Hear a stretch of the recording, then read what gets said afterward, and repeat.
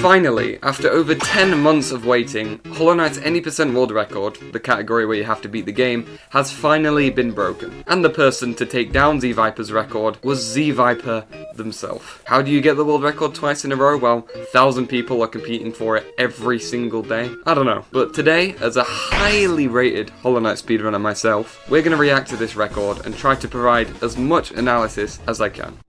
Okay, so you can see once again that they are #1 from literally a day ago. They just managed to beat their own record by 4 seconds. Are you seeing this? They even put the same thumbnail. That's how insane this is, dude. But anyway, here is the new world record. Oh, do you see that turnaround right there? Now, I thought that was a thing only computers could do, because basically, if you can turn around quick enough and nail slash and turn back around, it actually saves a little bit of time because you can boost yourself forward. But I thought it wasn't viable for humans because we're too slow, basically. And only tool-assisted speedrunners could actually do it. But now it says that they're going for Fury of the Fallen, but they've just gone past it, so I'm not quite sure what the strategy is here. What? Gone back in? What are they doing? I don't understand, dude. Could have gone here before, but they just spent all of their time walking out of King's Pass, even though they've just walked back into it.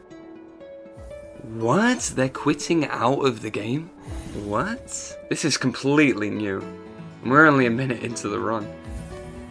What? What?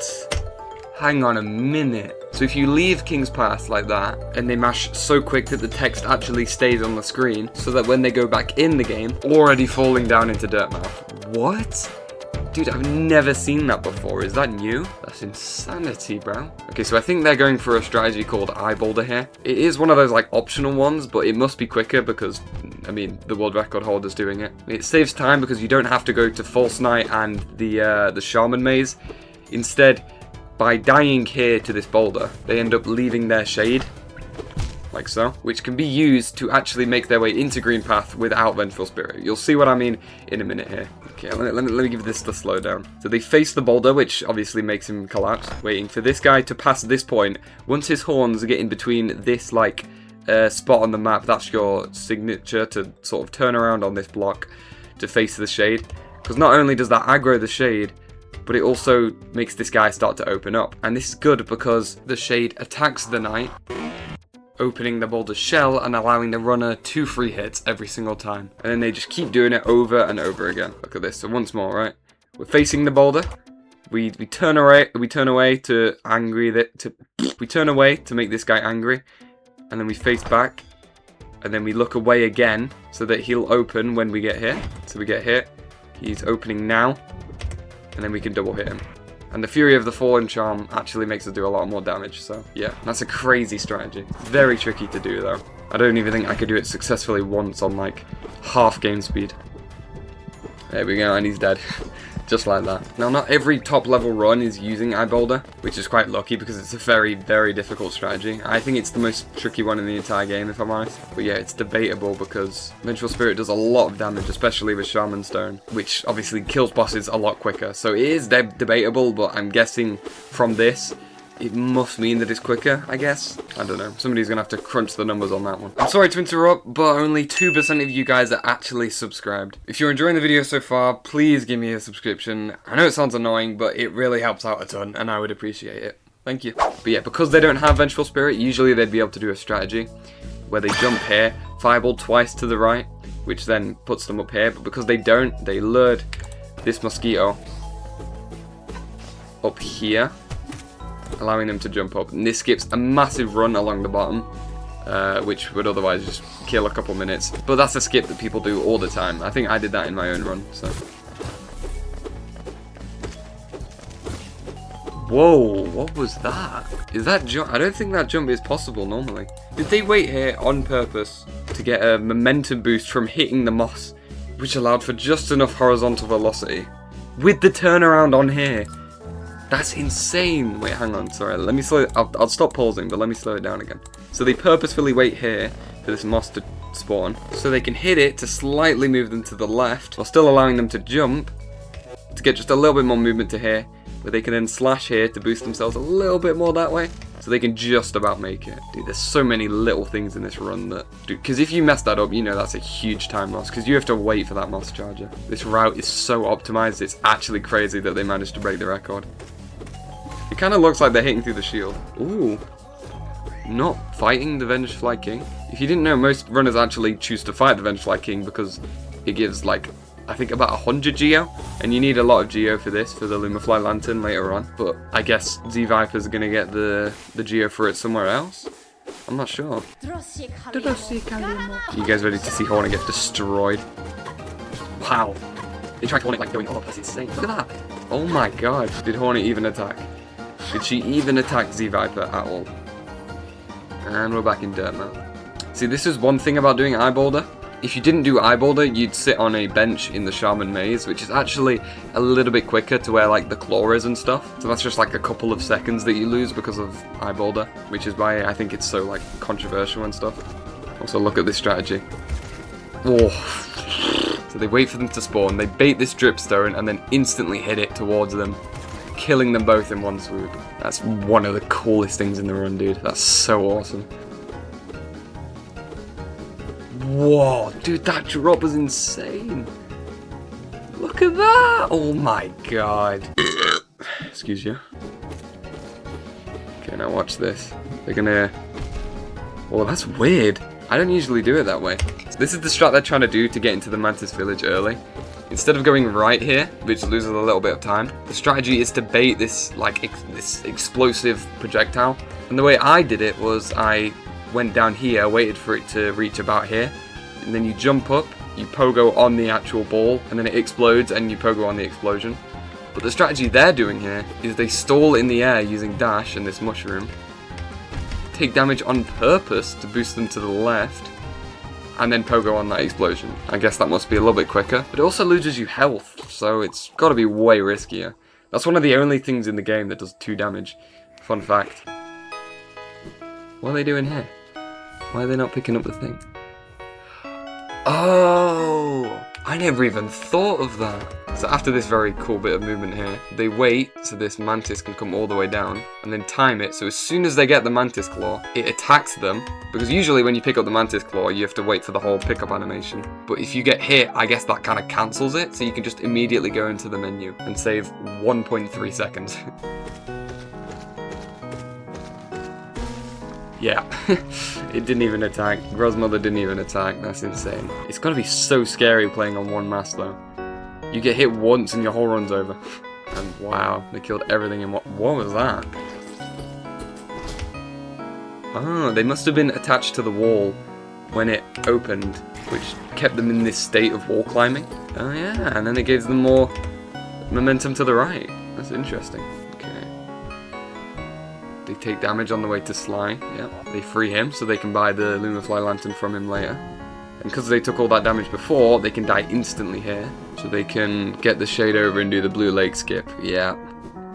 Yeah, look at that dude, very nice.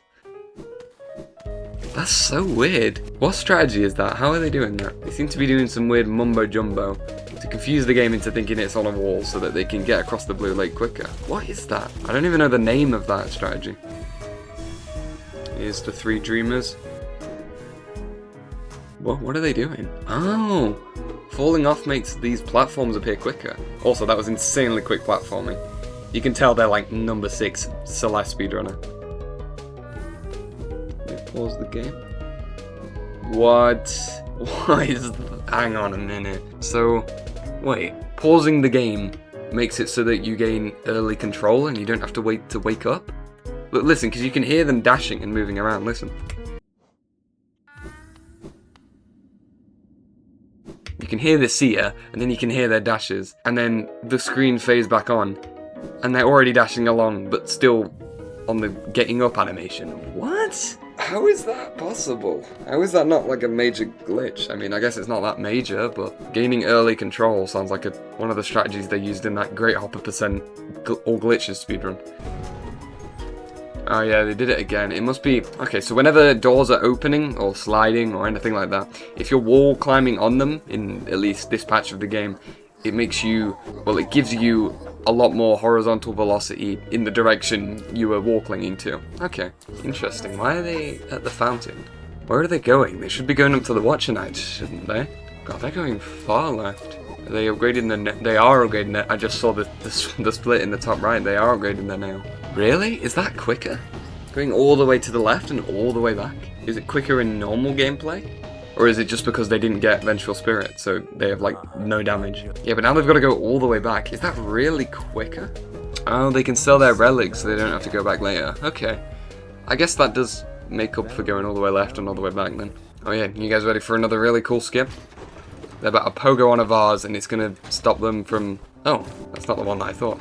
So usually in runs we pogo on, or I pogo on this one. At the apex of your jump, if you nail downwards, you actually bounce off this one, which gives you just enough height to wall climb on this so you can get up. But they seem to be using this one, which is, I guess, fine as well.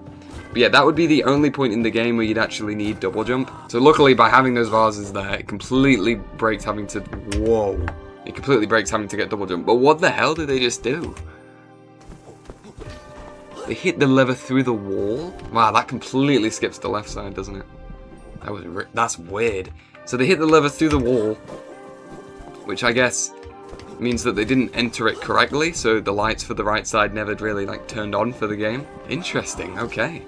That was not something I knew you could do. Okay. How quick can they beat the Watcher Knights? Let's see. We're at 15:38 when the fight starts. Bearing in mind, they cannot take a single hit of damage in this fight or they are dead. With the Dream Nail for extra soul. Why though? Whoa. How did they not get hit? They were right in the middle. But hitting them both at the same time obviously saves a lot of time. Dude, this must be the biggest reset point in the run. Dude, this is hard even with Shaman Stone and like max HP. Imagine this without Shaman Stone. Oh my god, that's unbelievable, dude. This person must have done so much practice in the Watcher Knights. They're already done? That was like a minute. That was a minute. Oh my god. Oh yeah, this is where they... Oh yeah, I completely forgot about this place. Okay, that's how they get their Geo for the Lumafly Lantern. And that should be their whole, like, economic situation sorted out for the rest of the run, luckily. Whoa. How quick did they go down in the menu? Sorry, I'm just glazing to the max here, but I've genuinely never seen stuff like this before, like ever. Crystal Peaks. Yeah, now this is going to be a place with a lot of optimized movement, I'm pretty sure. Oh yeah, I've seen this. Yeah, I've seen this. So, by baiting this guy, by not being too close to him so he doesn't do his melee attack, but close enough so he gets aggroed, he walks towards the knight to try and hit it. By going on this wall in this spot right here, they throw their pickaxe at the knight. If you dash just at the right time, you can catch the pickaxe, like, perfectly, giving you enough upwards momentum to just about reach this ledge and get your way up, which is insane, and saves, I think, like, a second or so from this left side. Maybe a little bit more, but, yeah. That's another really cool strat. What was that? They just went through... This guy's laser was... Come on, what is that? What is that? That must be some jank hitboxes. Oh, this is that one room with the very weird lasers that's come out of the sky. I am interested to see how they're going to deal with this. What? They're just turning off before they hit. This is the God Cycle, what? Wow, they all just turn off right before. Yeah. There must not be any RNG in that. That must be like a set cycle then. Okay, well now they got Crystal Heart so they can just quit to Dirtmouth again. Oh, this is a cool one. This is a cool one, right. So obviously for Acid, right, you need Isma's Tear, but that requires a whole nother area and a whole nother boss. That'd be an extra like 2-3 minutes onto the run. That'd be insanely long. So what you can do here is with the Crystal Heart, there's just enough wiggle room where if you get it just precisely, you'll be able to Crystal Heart as you enter this wall, or as you begin your wall cling on this wall. So you can shoot to the other side and cancelling it perfectly at the end, you can wall jump up and get into Fog Canyon without ever having to get either the Shade Dash or Isma's Tear. And that's not the only time they're going to do an acid skip. And the one after this is much trickier, so... Okay, and here's Umu. Ah, okay. So the strategy... I did think they were doing this, but I didn't want to say anything until I was sure. So the strategy they're trying to do here is, while they wait for Quirrell, they lure Umu right into this middle platform. So that way, they can take the perfect final hit, so they can get their Fury of the Fallen activated, and the second Quirrell hits them, they can begin up slashing like this, because instead of slashing to the side, where they'd have to chase Umu down, and, you know, it would be harder to hit them, and, you know, they'd get less hits, so they'd have to take more cycles, which would take longer. Instead, they can just keep them in the middle, and then just do these up slashes, and they don't go anywhere because they're stuck in the platform. And the knight is also right there, because it's on the platform. So, the goal of the runner is to just keep it in that middle bit, if they can, because then they can get a ton of hits when they become vulnerable. This might even be a 2-cycle. It is a 2-cycle. Wow.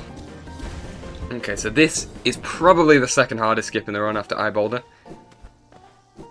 Wow, and they just did it first try. Oh my goodness. So this is exactly like the thing to get into Fog Canyon, but it's way more precise, because if you can see, this wall here is way shorter than the one before, so you actually have to dash into it, and you have like a couple of frames, I think. I don't think it's quite frame perfect. It might be, but I don't think it is. You have a couple of frames to dash into it, and then activate Crystal Heart immediately.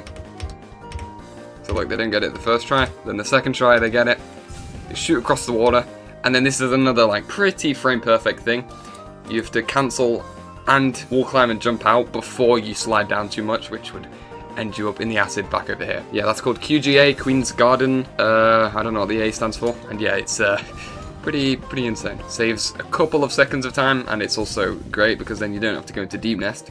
Deep Nest sucks. Yeah, this is a very scary arena, because these guys are very unpredictable, especially paired with the runner being 1 HP. And if they fall, they're going straight into those vines, which, you know, also kills them, so just like that.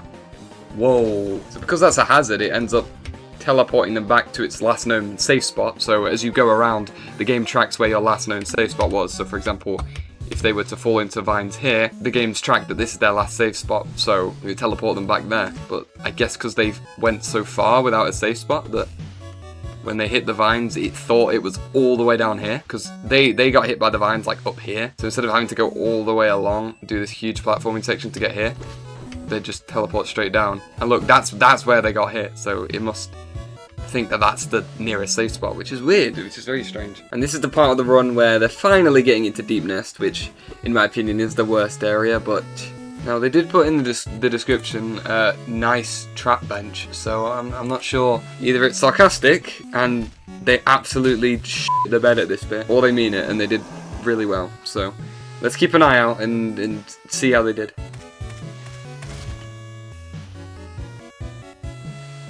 What was that? Why'd they quit out? What? Why did they quit out? Why did they do that? Okay, I've got no idea what they did there. I don't know, maybe they messed something up? Maybe that's why they said nice trap bench? I'm not sure. Yeah, that's a weird one. Oh god, that's scary. I mean, they died quick with Fury of the Fallen, thank god, but... And the final Dreamer has been defeated. I'm not sure what they meant by nice trap bench, I guess because they're losing time. I don't know. One thing I noticed about this run is that literally every opportunity they can, they're pulling out their inventory for that like faster dropping speed. I mean, I guess it is quicker, but I didn't expect it to be used like so much during the world record run. Ah, leaving and coming back in, so you don't have to wait for the stag to come over. Here we go, guys, the final fight. You want to see how the best player in the world defeats the Hollow Knight in Hollow Knight? Well, you're about to see. They're on 1 HP, and I'm guessing, yep, no, they don't sit on the bench. They're on 1 HP, so the tiniest mistake will completely end this run. Half an hour into it, which would absolutely suck. They cannot take a single hit during this fight.